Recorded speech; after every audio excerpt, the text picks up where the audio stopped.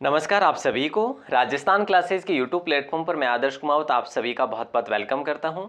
तो आइए दोस्तों, आज की इस क्लास में हम लोग पीटीटी एग्ज़ाम 2024 के लिए एक बेस्ट मॉडल पेपर देखने जा रहे हैं जो जीके सेक्शन का रहेगा और नवीनतम पाठ्यक्रम पर आधारित ये जीके सेक्शन मॉडल पेपर होने वाला है। दोस्तों, अगर आज का मैं आपको दूं टारगेट, तो ये टारगेट रहेगा 50 में से आप 40 प्रश्न सही कर लो। देखो, इसमें बता दूं मैं आप सभी को कि ये पार्ट थर्ड है, ठीक है। इससे पहले हमने 2 पार्ट पढ़ लिए हैं। अब देखो, ये जीके 50 है, इसमें बात करें तो विज्ञान के क्वेश्चन भी शामिल है, इसमें बात करें तो आपके राजस्थान जीके के क्वेश्चन भी शामिल है और भारत सामान्य ज्ञान के क्वेश्चन भी शामिल है, ठीक है। तो इस प्रकार से आप इस मॉडल पेपर को पूरा ज़रूर देखें और पुरानी भर्ती परीक्षाओं के कुछ क्वेश्चन भी ऐड है इसके साथ में, तो ज़रूर पूरा देखिएगा। और पीडीएफ अगर आपको प्राप्त करनी है तो आप पीडीएफ के लिए गूगल में जाइए और गूगल में जाकर टाइप करिए राजस्थान क्लासेज, आपको अपनी वेबसाइट मिलेगी और वेबसाइट ओपन करोगे तो वहाँ पे पीटीटी का सेक्शन बना हुआ है, उस पर आप क्लिक करोगे तो आपको मिल जाएगी अपनी पीटीटी की सारी जो कि पीडीएफ, ठीक है। और बाकी मैं आपको लास्ट में नंबर दे दूँगा जिस नंबर पर आप मैसेज करके ग्रुप में भी ऐड हो सकते हैं, ठीक है। तो चलिए, आज का पहला सवाल आपकी स्क्रीन पर कुछ इस प्रकार से होने वाला है कि निम्नलिखित में से कौन सी जो फसल है वो व्यापारिक नहीं है। व्यापारिक फसल की श्रेणी में कौन सी नहीं है? तो मखाना व्यापारिक फसल है, जूट भी व्यापारिक है, कपास भी व्यापारिक है, एक रबड़ जो है वो भी व्यापारिक है, एक कॉफ़ी जो आता है ये भी व्यापारिक है, चाय है जैसे, है ना, तंबाकू है जैसे, ओके, और जैसे जूट है, कपास है ना, मखाना है। लेकिन मक्का जो है ना ये व्यापारिक नहीं है। हमारा ऑप्शन बी जो है सही आंसर होगा। बड़ा अच्छा क्वेश्चन था। अगला सवाल देखिएगा, गुर्जर प्रत्यार राजवंश में वत्सराज का उत्तराधिकारी कौन था? देखिए दोस्तों, वत्सराज गुर्जर प्रत्यार राजवंश से बिलोंग करता था जो शासक था, और इसका उत्तराधिकारी कौन था? तो याद रखना दोस्तों, नागभट्ट द्वितीय था। याद रखिएगा, कौन था? नागभट्ट द्वितीय। तो राइट आंसर क्या होगा? देखिए, राइट आंसर आप सभी का ऑप्शन डी ही होगा, नागभट्ट द्वितीय। और नागभट्ट द्वितीय की बात करें तो इन्होंने कन्नौज को प्रत्यारों की राजधानी बनाया था। याद रखना दोस्तों, नागभट्ट द्वितीय ने, ठीक है। अगला सवाल है, इकोटेन में जो प्रजातियां प्रचुर मात्रा में पाई जाती है ना, वो क्या कहलाती है? तो वो कहलाती है एज प्रजातियां। दोस्तों याद रखना, ऑप्शन ए को लॉक करेंगे। इकोटोन में जो प्रजातियां प्रचुर मात्रा में पाई जाती है। और वैसे आपको ये भी ध्यान होना चाहिए कि जो 2 बायोम के मध्य का संक्रमणकालीन क्षेत्र होता है उसे इकोटोन कहा जाता है। अगला सवाल है, राजस्थान में भारतीय राष्ट्रीय कांग्रेस का पहला अधिवेशन कब हुआ था? ऐसा क्वेश्चन किया जा रहा है। और उसके अध्यक्ष की बात करें तो पट्टाभी सीतारमैया को बनाया गया था। 1948 में ये किया गया था और जयपुर में किया गया था, ठीक है। तो याद रखना, ऑप्शन डी आप सभी का सही आंसर होगा दोस्तों। और अगला सवाल है कि वृक्षों की चालों पर उगने वाले कवक क्या कहलाते हैं? वृक्षों की चालों पर उगने वाले कवक जो कहलाते हैं कोटिकोलस कहलाते हैं। ऑप्शन बी आपका सही आंसर होगा यहाँ पे, ठीक है। और अगला सवाल देखिए, झंडा सत्याग्रह के लिए किस शहर को जाना जाता, बताइए। झंडा सत्याग्रह को के लिए किस शहर को जाना जाता है? तो नागपुर को जाना जाता दोस्तों। और 18 जून 1923 की बात है, झंडा दिवस के रूप में मनाने के बाद में जो है झंडा सत्याग्रह शुरू हुआ था, ठीक है। और इस सत्याग्रह का नाम जो है नागपुर चलो रखा गया था, ठीक है। तो यहाँ पे ऑप्शन बी आप सभी का सही आंसर हो जाएगा। अगला सवाल है, जैन धर्म में त्रिरत्न अपनाने वाले के लिए महाव्रतों का पालन जरूरी है। जैन धर्म में त्रिरत्न अपनाने वालों के लिए कितने महाव्रतों का पालन जरूरी है? तो 5 महाव्रत है। अहिंसा है, ठीक है, सत्य है, वचन है, ठीक है, सॉरी सत्य वचन है, सत्य वचन है, ठीक है, अस्तेय, अस्तेय, अपरिग्रह, अपरिग्रह और ब्रह्मचर्य, ठीक है। तो ये बातें आपको याद रखनी होगी, इंपॉर्टेंट सवाल है। और अगला सवाल देखिएगा, झीलों में खारा पानी होने और नमक उत्पादन होने का मुख्य कारण क्या है, बताइए। झीलों में खारा पानी होने व नमक उत्पादन होने का मुख्य कारण जो है वह है माइका शिष्ट चट्टानें। ऑप्शन ए आप सभी का सही आंसर होगा दोस्तों। और अगला सवाल देखिए, बस में ड्राइवर के पास लगा दर्पण होता है।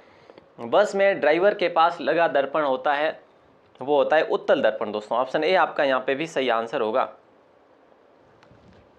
अगला सवाल देखिए, राष्ट्रीय राजमार्ग 248A राजस्थान व के बीच में चलता है, मतलब राजस्थान और किसके मध्य में 248A चलता है, ये नवीनतम राजमार्ग है। ऑप्शन सी को लॉक करेंगे, हरियाणा के मध्य। दोस्तों 213 इसकी कुल लंबाई है, राजस्थान में 127 किलोमीटर है वैसे, तो ये बात आप याद रखेंगे। और अगला सवाल है कि 1857 के विद्रोह का नेतृत्व लखनऊ से किसने करा था? 1857 के विद्रोह का नेतृत्व लखनऊ से किसने करा था? वैसे आपसे पूछा जाए नसीराबाद से जो है किसने करा था, तो ऐसे सवाल, या फिर यूं कह लीजिए कि कब करा था, तो ऐसे में सवाल बन सकते हैं। 1857 के विद्रोह का नेतृत्व लखनऊ से किसने किया था? तो बेगम हजरत महल के द्वारा किया गया था। ऑप्शन सी को लॉक करेंगे हम लोग, ठीक है।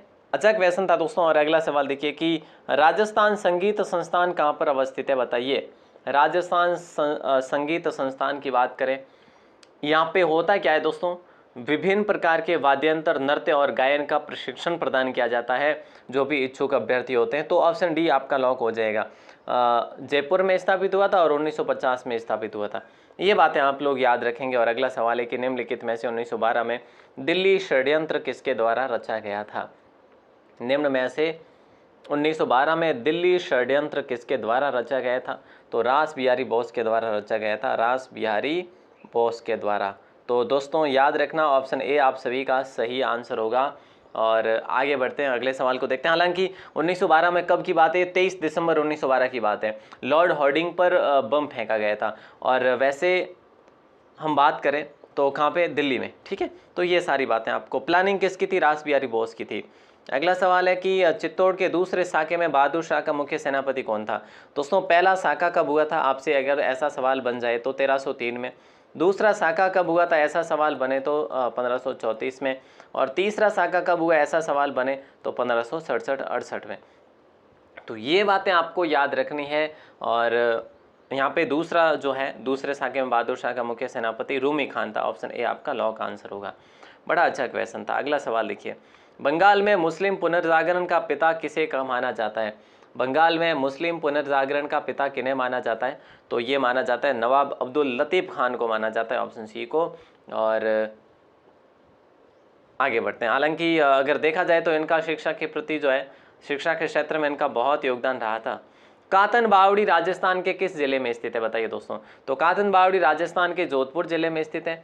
और जोधपुर में भी अगर बात करें, जोधपुर कौन सा? तो जोधपुर ग्रामीण में, जोधपुर ग्रामीण में दोस्तों। और जोधपुर ग्रामीण में कहाँ पे बोले सर? ओसिया में, ठीक है। ओके ओके, याद रखेंगे हम लोग। अच्छा सवाल है। और अगला सवाल है कि सरेरी बांध किस जिले में स्थित है? देखिए दोस्तों, सरेरी बांध की बात करें तो ये खारी नदी पर स्थित है और भीलवाड़ा में स्थित है। भीलवाड़ा में खारी नदी पर स्थित है सरेरी बांध, याद रखना। अगला सवाल है, विश्व मौसम दिवस कब मनाया जाता है? विश्व मौसम दिवस कब मनाया जाता है दोस्तों? तो याद रखना, ऑप्शन ए को लॉक करेंगे, 23 मार्च को विश्व मौसम दिवस मनाया जाता है। और इन्हीं दिनों में दोस्तों 8 मार्च को महिला दिवस, अंतर्राष्ट्रीय महिला दिवस मनाया जाता है, ठीक है। तो याद रखना। और बाकी इन्हीं दिनों में पृथ्वी दिवस मनाया जाता है दोस्तों, पृथ्वी दिवस। विश्व पृथ्वी दिवस कब मनाया जाता है, ये आपको बताना है अगर आपको याद हो तो। इंपॉर्टेंट सवाल है। अगला सवाल देखिए क्या पूछा जा रहा है। अगला सवाल पूछा जा रहा है कि निम्न में से कौन सा केर और थोर का पसंदीदा प्राकृतिक निवास क्षेत्र है, बताइए। राइट आंसर क्या होगा दोस्तों, बताइए, जल्दी से बताइए, इंपॉर्टेंट सवाल है। तो पर्वतीय और वर्षा क्षेत्र या रेतीला, या फिर बोले सर रेतीला, बिल्कुल रेतीला, रेतीले मैदान में है ना। जिस प्रकार से हमारे इस साइड में केर थोर का जो है पसंदीदा, मतलब इनका पसंदीदा क्षेत्र पूछा है तो केर थोर इसी साइड में होते हैं, रेतीले या फिर रेगिस्तान में। इमारती काष्ठ वृक्ष का कौन सा उत्तक होता है? इमारती काष्ठ जो है ना, वृक्ष का कौन सा उत्तक होता है? तो याद रखना, द्वितीयक जाइलम होता है। इस प्रकार के सवाल, ये विज्ञान का सवाल है आपका। भारत की सबसे ऊंची मूर्ति कहाँ पर स्थापित हुई? भारत की सबसे ऊंची मूर्ति किसे कहा जाता है? स्टैच्यू ऑफ यूनिटी को कहा जाता है सर। और ये जो है अपने गुजरात में स्थित है। और सरदार वल्लभ भाई पटेल की मूर्ति है ये। और ऊंचाई की बात करें तो 182 मीटर है ये, ठीक है। 82 मीटर की ऊंचाई पर है। साधु बेत नामक नदी द्वीप पर है। डिजाइन की बात करें तो राम वन जी सुथार के द्वारा इसकी डिजाइन की गई थी। ये बातें आपको याद रखनी है। अगला सवाल है, रणथंभौर पर अलाउद्दीन खिलजी ने अधिकार कब करा था? दोस्तों रणथंभौर पर अलाउद्दीन खिलजी ने अधिकार कब किया था? तो ऑप्शन ए को लॉक करेंगे, 11 जुलाई 1301 को। वैसे आपको पता होगा ये राजस्थान का पहला साका था। राजस्थान का पहले साके की बात करें तो रणथंभौर पर हमीर देव यहाँ के शासक थे, है ना। और बात करें दोस्तों तो रानियों ने यहाँ पे जोर करा था। राजस्थान का ये पहला शाखा था। उसके बाद में दूसरा शाखा चित्तौड़ का था, ठीक है, तो ये याद रखेंगे आप। और रणमल और रतिमल यहाँ के जो सेनापति थे, ठीक है, और मंदिर और महल जो भी थे वो ध्वस्त कर दिए गए थे। अगला सवाल है, दिलवाड़ा मंदिर के निर्माता विमल शाह किस परमार शासक के महाजन थे या परमार शासक के सामंत थे? ऐसा प्रश्न अगर बन जाए तो फिर आप करेंगे राजा धुंधक। दोस्तों दिलवाड़ा के मंदिर के निर्माता विमल शाह ने निर्माण करवाया था 1031-32 ईस्वी में, ठीक है। शिल्पी कौन था? कीर्तिधर था। शिल्पी कौन था? कीर्तिधर शिल्पी था, याद रखना, ठीक है। अच्छा सवाल है। और आगे बढ़ते हैं, अगले सवाल की बात करें तो अगला सवाल है, हाइड्रोपोनिक्स किससे संबंधित है? बताइए। हाइड्रोपोनिक्स जो है ना ये किससे संबंधित है? तो दोस्तों पौधों की बहुत सी संस्कृति जो है ये, और ऑप्शन ए को लॉक करेंगे, यानी हाइड्रोपोनिक्स पौधों की प्रजातियों से संबंधित है ये। अगला सवाल है, राष्ट्रीय गणित दिवस कब मनाया जाता है? और दिवस से संबंधित आपके पीटीटी एग्जाम में एक सवाल तो 101% बनेगा, तो आप याद रखेंगे, यहाँ पे ऑप्शन बी को लॉक करेंगे। राष्ट्रीय गणित दिवस 22 दिसंबर को मनाया जाता है और इस दिन प्रसिद्ध गणितज्ञ या इंजीनियर जो थे श्रीनिवास रामानुजन का जन्मदिन भी था। तो याद रखना 22 दिसंबर को राष्ट्रीय गणित दिवस मनाया जाता है। पवनानुवर्ती बालुका स्तूप को क्या कहा जाता है? दोस्तों पवनानुवर्ती बालुका स्तूप का दूसरा नाम है, क्या नाम है बताइए? आप कहेंगे सर ऑप्शन बी को लॉक करेंगे, रेखीय स्तूप, है ना, रेखीय स्तूप को लॉक करेंगे। बड़ा अच्छा सवाल था। जैसलमेर, जोधपुर और बाड़मेर क्षेत्र में इसका जो है प्रचलन कह लीजिएगा कि ये जो है सर्वाधिक जो है पाए जाते हैं यहाँ पे ये स्तूप, ठीक है। कहाँ पे? ये जैसलमेर, जोधपुर, बाड़मेर, और हम बात करें तो फलोदी, ठीक है, हम बात करें बालोतरा, तो यहाँ पे। और रेखीय स्तूप, पवनानुवर्ती को रेखीय कहा जाता है। मनुष्य के मस्तिष्क की सबसे बाहरी झिल्ली कौन सी है? मनुष्य के मस्तिष्क की सबसे बाहरी झिल्ली कौन सी है? तो ड्यूरामीटर है, ऑप्शन सी को लॉक करेंगे। अगला सवाल है कि स्वतंत्रता प्राप्ति के बाद वन्य जीवों के संरक्षण की आधारशिला रखी गई थी, कब रखी गई थी? तो दोस्तों 7 नवंबर 1955 को रखी गई थी, यानी ऑप्शन डी आपका सही आंसर हो जाएगा। और आपको याद हो तो जो वन विहार है धौलपुर वाला, ठीक है, सरिस्का है, जैसे दर्रा है, इन सभी को उसी समय जो आरक्षित क्षेत्र, वन्य जीव आरक्षित क्षेत्र घोषित किया गया था। तो दोस्तों स्वतंत्रता के बाद पहली बार 1955 की बात है। अगला सवाल है, बेंगी के चालुक्य वंश का संस्थापक कौन था? बताइए। बेंगी के चालुक्य वंश का संस्थापक जो था ना वो था ऑप्शन डी विष्णुवर्धन। राजधानी जो थी बेंगी थी, ठीक है, बेंगी आंध्र प्रदेश में। अगला सवाल है कि केंद्रीय प्रदूषण नियंत्रण बोर्ड द्वारा आवासीय क्षेत्रों में अधिकतम ध्वनि सीमा कितनी हो सकती है? तो दोस्तों राइट आंसर आप सभी का हो जाएगा 55 डेसिबल। कितनी? 55 डेसिबल हो सकती है, ऑप्शन बी आपका राइट आंसर हो जाएगा। अच्छा सवाल है। अगला सवाल देखिए, अगला सवाल पूछा जा रहा है कि लरमा सोनेरा किसकी किस्म है? बताइए।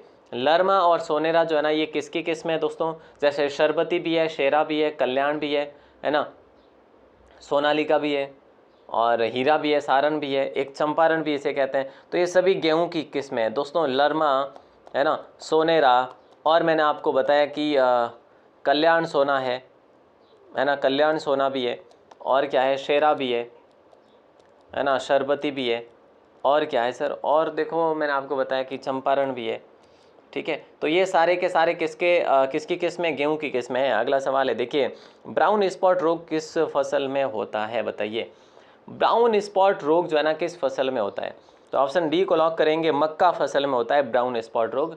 गेहूं में टुंडू रोग होता है, वैसे आपको पता हो तो टुंडू रोग इसमें गेहूं में होता है। और तंबाकू में एक मोजेक नामक रोग होता है, मोजेक नामक। और ब्राउन स्पॉट जो है मक्का में होता है दोस्तों, याद रखना, ठीक है। और अगला सवाल आपकी स्क्रीन पर है, ओडिशा और आंध्र प्रदेश में स्थानांतरित कृषि को क्या कहा जाता है? तो याद रखना पोंडू कहा जाता है दोस्तों, पोंडू, ठीक है। ओडिशा और आंध्र प्रदेश में स्थानांतरित यानी कि जो स्थानांतरित खेती होती, ट्रांसफर खेती, उसे पोंडू कहा जाता है। हालांकि अलग अलग क्षेत्रों में अलग अलग कहा जाता है। अगला सवाल है, मिनी पुष्कर के नाम से किसे जाना जाता है? राजस्थान जीके का सवाल है। मिनी पुष्कर को कहा जाता है थानेश्वर को कहा जाता है, मिनी पुष्कर, ये तीर्थ मिनी पुष्कर के नाम से जाना जाता है। और खारी और मानसी नदी का यहाँ पे संगम है, खारी और मानसी नदी का संगम है। और कहाँ पे है? अजमेर में है सर। अच्छा ठीक है sir, okay okay okay, option C को लॉक करेंगे। गौतमेश्वर बाबा का मेला की बात करें, अरनोद प्रतापगढ़ में भरता है दोस्तों वैशाख पूर्णिमा को। शिवाड़ जो है सवाई माधोपुर में, आपको पता है। बेणेश्वर माघ पूर्णिमा को मेला भरता है, वैसे ये आपके डूंगरपुर में। सबका पता होना चाहिए। और अगला सवाल है कि एजोला के लिए मृदा उर्वरता को बढ़ाता है। एजोला किसके लिए मृदा उर्वरता को बढ़ाता है? तो ये चावल की खेती के लिए। ऑप्शन डी आपका सही आंसर होगा दोस्तों। अगला सवाल है कि कौन सा राष्ट्रीय राजमार्ग जयपुर से नई दिल्ली को जोड़ता है? बताइए कौन सा राष्ट्रीय राजमार्ग। एक सवाल पक्का बनेगा राष्ट्रीय राजमार्ग से आपका, तो NH 48 को लॉक करेंगे। ठीक है, स्वर्णिम चतुर्भुज योजना का ये हिस्सा है। और किलोमीटर की बात करें तो 2628 किलोमीटर है ये। ठीक है, तो ये बहुत बहुत महत्वपूर्ण सवाल था ये आपका। अगला सवाल है कि पंजाब, हरियाणा और राजस्थान तीनों राज्यों की एक संयुक्त परियोजना जो है ना, वो कौन सी परियोजना है? संयुक्त परियोजना बोले सर भाखड़ा नांगल है, बाकी चंबल नदी घाटी इनकी है नहीं। चंबल की बात करें तो यूपी है, MP है और RJ है। ठीक है, और माई बजाज की बात करें GJ है और RJ यानी गुजरात और ये है राजस्थान की। भाखड़ा नांगल तीनों की है, पंजाब, हरियाणा और राजस्थान की। तो दोस्तों याद रखना ऑप्शन डी को लॉक करेंगे। बड़ा अच्छा सवाल भी था। और अगला सवाल है पृथ्वीराज विजय ग्रंथ कौन सी भाषा में लिखा गया? हालांकि ये जो भाषाएं दे रखी है ना, इसके अकॉर्डिंग संस्कृत को लॉक करेंगे। किसने लिखा था? जयानक ने लिखा था। कहाँ पे लिखा था? पुष्कर झील के किनारे बैठकर लिखा गया था, ये पुष्कर में रहते हुए लिखा गया था। ठीक है, तो ऑप्शन बी आप सभी का सही आंसर हो जाएगा। अगला सवाल है कि मरुस्थल विकास कार्यक्रम में केंद्र और राज्यों के बीच में वित्तीय अंश का अनुपात कितना है? इस प्रकार के प्रश्न आपको जो कार्यक्रम चलाए जा रहे हैं ना 8 से 10, इसका एक सवाल कॉम्पिटिटिव एग्जाम में बन ही जाता है, तो ये भी याद रखेंगे। 75-25 का है दोस्तों, है ना। ऑप्शन ए आपका लॉक आंसर होगा। अगला सवाल है कि आचार्य वल्लभ सुरेश्वर जी को किन कार्यों के लिए स्मरण किया जाता है? बताइए आचार्य वल्लभ सुरेश्वर जी को किन कार्यों के लिए स्मरण किया जाता है? तो सामाजिक कार्यों के लिए स्मरण किया जाता है। इनका स्टेचू बना हुआ है जैतपुरा में। ठीक है, जैतपुरा आपके अब कहाँ पे है? अब ब्यावर में है। ठीक है, तो ये आपको याद रखना है। अच्छा सवाल है। और अगला सवाल है स्टेच्यू ऑफ पीस के नाम से जाना जाता है जैसे। अरहर सर्वाधिक कहाँ उत्पादित होती है? कौन से राज्य में उत्पादित होती है? महाराष्ट्र में, सॉरी महाराष्ट्र तो ऑप्शन ही नहीं है। कर्नाटक में, राजस्थान में, केरल में या उड़ीसा में? तो दोस्तों कर्नाटक को लॉक करेंगे, ऑप्शन ए को। ठीक है, कर्नाटक के बाद में वैसे मध्य प्रदेश का भी नाम आता है और महाराष्ट्र का भी नाम आ ही जाता है इसमें। ठीक है, तो इन 3 राज्यों में सर्वाधिक जो है अरहर का उत्पादन होता है। चारण कवियों द्वारा, देखिए दोस्तों, चारण कवियों द्वारा प्रस्तुत राजस्थानी भाषा का साहित्यिक रूप कौन सा है? तो हमारा राइट आंसर हो जाएगा डिंगल, है ना। डिंगल को लॉक करेंगे, ऑप्शन बी को। और वैसे आपको पता होना चाहिए कि पिंगल जो है ना पश्चिमी राजस्थान का है। ठीक है, और अगला सवाल देखिए, सॉरी याद रखना पिंगल जो है ना ये पूर्वी साइड की है, पिंगल पूर्वी है और डिंगल जो है ये पश्चिमी साइड की है। ये उल्टा बोल दिया मैंने। अगला सवाल है सिम्बुदुड़ा और कोंडा क्या है दोस्तों? सिम्बुदुड़ा और कोंडा जो है ना ये संत जसनाथ जी से संबंधित ग्रंथ है, यानी जसनाथ जी ने ये ग्रंथ लिखे थे। ठीक है, उपदेश लिखे थे अपने इस ग्रंथों में। तो याद रखना ऑप्शन डी को लॉक करेंगे। तपसी जी की बावड़ी जो है ना ये किस जिले में स्थित है दोस्तों? तो याद रखना शाहबाद में है। शाहबाद कहाँ पे है? बोले सर 12 में। ऑप्शन डी आप सभी का सही आंसर होगा। आधुनिक राजस्थान का प्रथम उपन्यास कौन सा है? बताइए आधुनिक राजस्थान का पहला उपन्यास कौन सा है? तो याद रखना कनक सुंदरी है। ठीक है, कनक सुंदरी को लॉक करेंगे। बड़ा अच्छा सवाल है, ऑप्शन ए को लॉक कर देंगे। और हम बात करें तो ये किसने लिखा था? तो ये लिखा था शिवचंद्र भरतिया ने। ठीक है, और केसर विलास क्या है? ये नाटक है। केसर विलास क्या है? नाटक है। ये भी आधुनिक राजस्थान का पहला नाटक है। और ये किसने लिखा था? ये भी शिवचंद्र भरतिया ने लिखा था। तो दोस्तों ये बातें याद रखेंगे ना आप? बिल्कुल सर रखेंगे तो सही है। अगला सवाल है शेरशाह सूरी से हारने के बाद राव मालदेव ने पुनः जोधपुर पर अधिकार कब किया था? बताइए, ऑप्शन ए को लॉक कर देंगे। 1545 ईस्वी को लॉक करेंगे।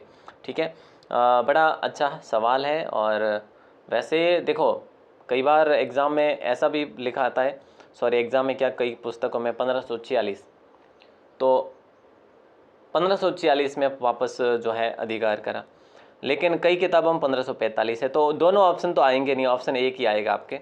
तो इन दोनों में से कोई एक जरूर कर लीजिएगा, ठीक है। कृति निशानी किस संत द्वारा लिखी गई है? एक कृति है जिसका नाम है निशानी, और निशानी किसके द्वारा लिखा गया? तो संत पीपा जी के द्वारा लिखा गया, या फिर संत हरिराम जी के द्वारा, हरिराम दास जी के द्वारा लिखा गया। ऑप्शन बी को लॉक करेंगे। और प्राणायाम का इसमें उल्लेख है, इसमें योगों का उल्लेख है, योग का उल्लेख है, ठीक है। और हरिराम दास जी ये सिंहथल शाखा के जो है प्रवर्तक हुए थे, सिंहथल शाखा के। दोस्तों आपको याद होगा ना कि रामस्नेही संप्रदाय की 4 शाखाएं हैं। कहाँ कहाँ पे बोले सर? एक तो रेण में है, ठीक है। रेण से पहले हम लिखेंगे रामस्नेही संप्रदाय की पहली शाखा शाहपुरा में, ठीक है, शाहपुरा में है। उसके बाद रेण देख लो, उसके बाद सिंहथल देख लो, ठीक है। उसके बाद जो है खेड़ापा देख लो। तो ये 4 शाखाएं हैं, ठीक है। तो शाहपुरा में तो रामस्नेही संप्रदाय के रामचरण जी स्वयं थे, ठीक है। रेण में जो थे वो दरियाव जी थे। खेड़ा जो सिंहथल में थे हरि रामदास जी थे, और यहाँ पे जो है खेड़ापा में रामदास जी थे। तो ये बातें आपको याद रखनी है। अगला सवाल है, राजस्थान में सबसे कम किस धर्म के अनुयायी रहते हैं? तो याद रखना बौद्ध धर्म के अनुयायी रहते हैं यहाँ पे सबसे कम। ऑप्शन बी को लॉक करेंगे। और विशेष रूप से निर्मित तालाबों और ओखरों में मत्स्य पालन को जाना जाता है। मत्स्य पालन को क्या नाम दिया जाता है दोस्तों? तो मत्स्य पालन को पिसीकल्चर का नाम दिया जाता है। और एक इस प्रकार की जो शाखाएं हैं ना विज्ञान की, एक सवाल आपका शाखाओं का जरूर आएगा, आप रट लीजिएगा पूरी शाखाएं। मैं कहूँगा कि प्रश्न एक पक्का ही पक्का बनेगा। शहरों में तालाब का पानी शुद्ध करने के लिए कौन सी गैस का प्रयोग किया जाता है? गैस का प्रयोग किया जाता है वो होती है क्लोरीन गैस, ठीक है। ओके, अच्छा सवाल था। तो हमने कुल 50 क्वेश्चन पढ़े दोस्तों, और 50 में से आपके क्या 40 प्रश्न सही हुए हैं या नहीं, ये कमेंट करके ज़रूर बताइएगा, मैं वेट करूँगा। और एक सवाल जिसका आंसर आपको देना है बाहर आके कमेंट सेक्शन में, उम्मीद करूँगा आप ज़रूर देंगे इसका आंसर, ठीक है। ओके सर, किस संप्रदाय में पूजा निषेध है एवं कृष्ण के बाल रूप की सेवा की जाती है? तो इसका आंसर आपको बताना है। और दोस्तों अगर आप पहली बार हैं चैनल पर तो सब्सक्राइब ज़रूर करें, और इस नंबर पर आप हमें मैसेज ज़रूर करें, व्हाट्सएप मैसेज है ना, ये व्हाट्सएप पर मैसेज ज़रूर करें अपना नाम और ज़िला लिखकर। अगर ग्रुप में ऐड होना है तो ग्रुप में क्या क्या मिलेगा? एक तो क्लास की नोटिफिकेशन मिल जाएगी, एक PDF की नोटिफिकेशन मिल जाएगी। तो ये बातें जो है आप ज़रूर ध्यान रखें अभी से। और 8107670333 पर आप अपना नाम और ज़िला लेकर व्हाट्सएप मैसेज ज़रूर करें ताकि आपको ग्रुप में ऐड कर सकें। ऑल द बेस्ट दोस्तों, क्लास कैसी लगी कमेंट ज़रूर करें। धन्यवाद, जय हिंद, वंदे मातरम।